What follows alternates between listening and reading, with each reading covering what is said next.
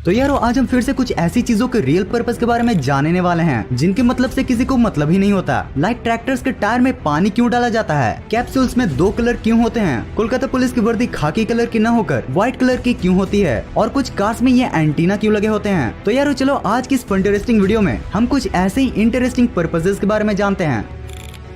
यारो क्या आपको पता है कि जो ट्रैक्टर का टायर होता है ना, उसमें पानी भरा जाता है और उसके पीछे बहुत ही ज्यादा इंटरेस्टिंग पर्पस है। ट्रैक्टर के जो आगे वाले टायर होते हैं उनमें नॉर्मल किसी भी टायर की तरह ही ऑक्सीजन या फिर नाइट्रोजन को भरा जाता है, लेकिन गाइस ट्रैक्टर के पिछले टायर में बस 25% ही हवा होती है और लगभग 75% पानी होता है। और गाइस फार्मर्स ऐसा इसलिए करते हैं ताकि ट्रैक्टर को खेत में काफी अच्छी ग्रिप मिल सके। जैसा कि हम जानते हैं कि ट्रैक्टर को हैवी काम के लिए यूज किया जाता है और इसीलिए ट्रैक्टर के पिछले टायर का वेट ज्यादा होना बहुत ही ज्यादा जरूरी होता है और इसीलिए ये इतने ज्यादा बड़े होते हैं और इनमें पानी भरा जाता है। पर भाई ठंडे इलाकों का क्या, उसमें तो पानी जम जाएगा ना, इसलिए कई बार ठंडे इलाकों में इनके अंदर कुछ अलग अलग टाइप के लिक्विड भी डाले जाते हैं ताकि टायर के अंदर पानी जम न जाए।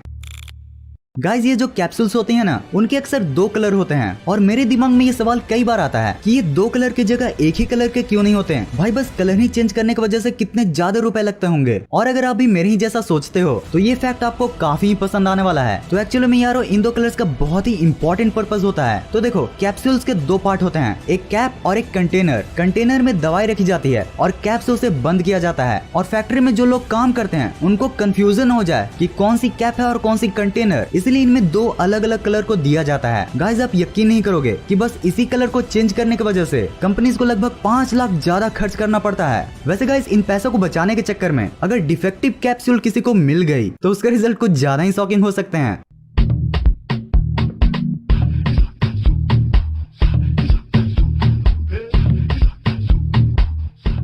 देखा आपने लापरवाही का नतीजा है।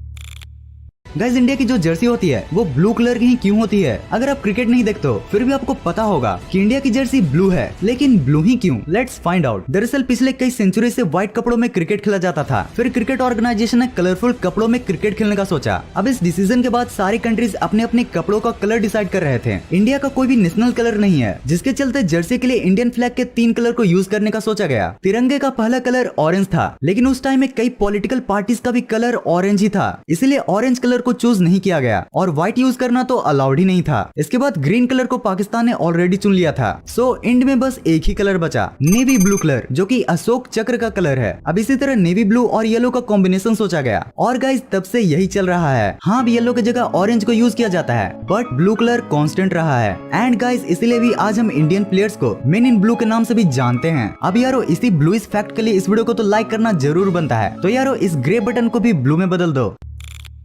गाइस कार अब एक ऐसी नेसेसिटी है जो कि हम सभी के पास मौजूद होती है। अब अगर आपने कार्स को ध्यान से देखा होगा तो आपको ये तो पता ही होगा कि किसी किसी कार्स के ऊपर ये एंटीना जैसी चीज लगी होती है, लेकिन आखिर इसका पर्पस क्या है? भाई लैंड करा दे बस भाई, मेरे भाई 500 ज्यादा ले ले लेकिन मुझे लैंड करा दे आज हमारा।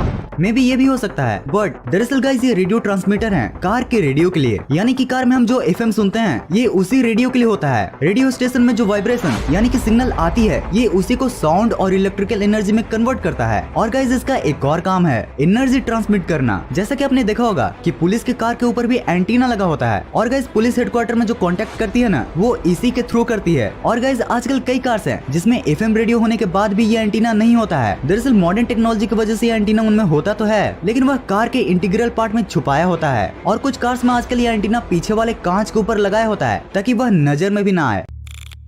गाइस कब जानते हैं कि स्टॉक मार्केट को रिप्रेजेंट करने के लिए बुल एंड बियर ही जैसे एनिमल को क्यों यूज किया जाता है? तो सबसे पहले आपको ये जान लेना चाहिए कि स्टॉक मार्केट में सिर्फ बुल और बियर को ही नहीं बल्कि रैबिट, टर्टल, वुल्फ जैसे एनिमल्स टर्म्स को भी यूज किया जाता है। ये सभी एनिमल टर्म्स को इन्वेस्टर्स के क्वालिटी के अकॉर्डिंग उन्हें दिया जाता है। लाइक बुल उस इन्वेस्टर को कहा जाता है जो मार्केट को लेकर थोड़े पॉजिटिव अप्रोच रखते हैं और उम्मीद करते हैं कि आगे चलकर मार्केट ऊपर की ओर जाएगा, जस्ट लाइक जैसे बुल ऊपर की तरफ अटैक करता है। वैसे अपनी इनकम का कुछ पार्ट सभी को कहीं न कहीं इन्वेस्ट करने में यूज करना चाहिए। जरूरी नहीं कि कोई बड़ी अमाउंट आप यूज करो, बट आप हर महीने थोड़ा थोड़ा इन्वेस्टमेंट स्टॉक्स के साथ कर सकते हो। इससे आपको एक्स्ट्रा इनकम की हेल्प भी मिलेगी, साथ ही ये good returns in less time भी देता है।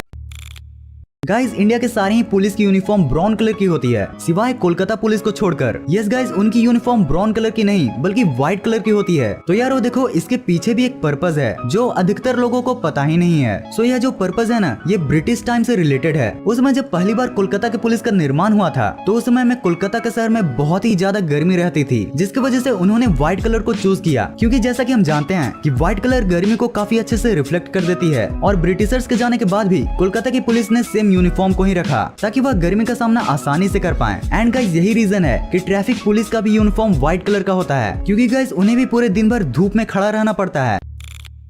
यार ये जो दीवार वाली घड़ी होती है ना, इसमें एक क्वार्ट्ज क्यों लिखा होता है? और अगर आप मेनली किसी भी कंपनी की वॉच पहनते हो तो उसके नीचे भी क्वार्ट्ज लिखा होता है। अब यह तो कोई एक कंपनी नहीं हो सकती, तो एक्चुअल में क्वार्ट्ज क्यों लिखा होता है? दरअसल क्वार्ट्ज एक कंपनी नहीं बल्कि एक मिनरल है जो कि घड़ी को बनाने में यूज होता है, और इसलिए अधिकतर वॉच में क्वार्ट्ज लिखा होता है। और गाइस, क्या आपने कभी सोचा है कि वॉच को हम लेफ्ट हैंड में ही क्यों पहनते हैं? नहीं पता है ना? कोई नहीं। दरअसल जब हैंड वॉच मार्केट में आई थी तब लोग उसे राइट हैंड में ही पहनते थे, लेकिन दुनिया में तकरीबन 80% लोग राइट हैंडेड हैं, जिसके चलते उनको काम करने में काफी प्रॉब्लम आती थी, और तो और उनके वॉच के ग्लासेस भी टूट जाते थे। एंड गाइस इसी वजह से लोग आज वॉच को लेफ्ट हैंड में पहनते हैं। अगर आपको यकीन नहीं होता तो बस आप एक दिन के लिए अपने वॉच को अपने राइट हैंड में पहन के देखो, आपको लगेगा जैसे आपकी पूरी दुनिया ही पलट गई।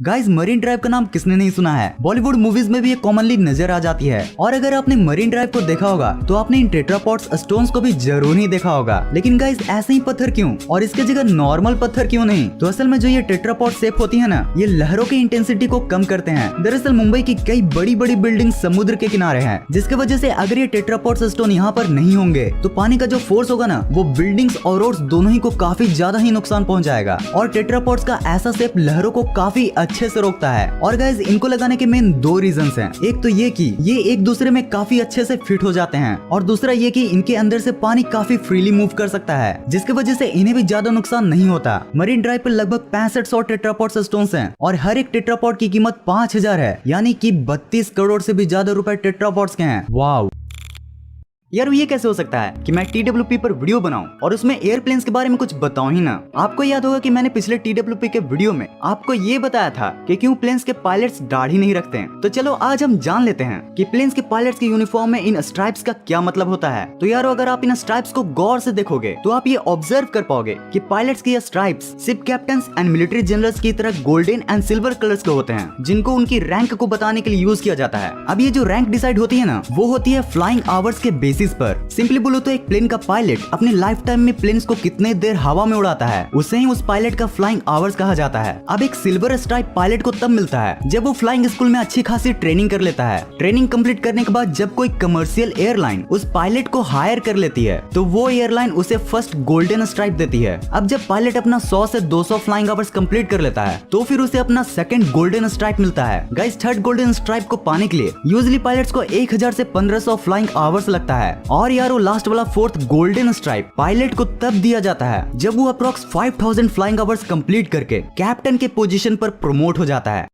तो यारो इस वीडियो के लिए बस इतना ही। अगर आप ऐसे ही चीजों के पर्पस के बारे में जानना चाहते हो तो आप इन दो वीडियोस को भी देख सकते हो। जाते जाते वीडियो को लाइक जरूर कर देना, और हाँ चैनल को भी जरूर सब्सक्राइब कर लेना ताकि हमारी मुलाकात ऐसे ही होते रहे। इस वीडियो को यहाँ तक देखने के लिए दिल से thanks for watching this entire video.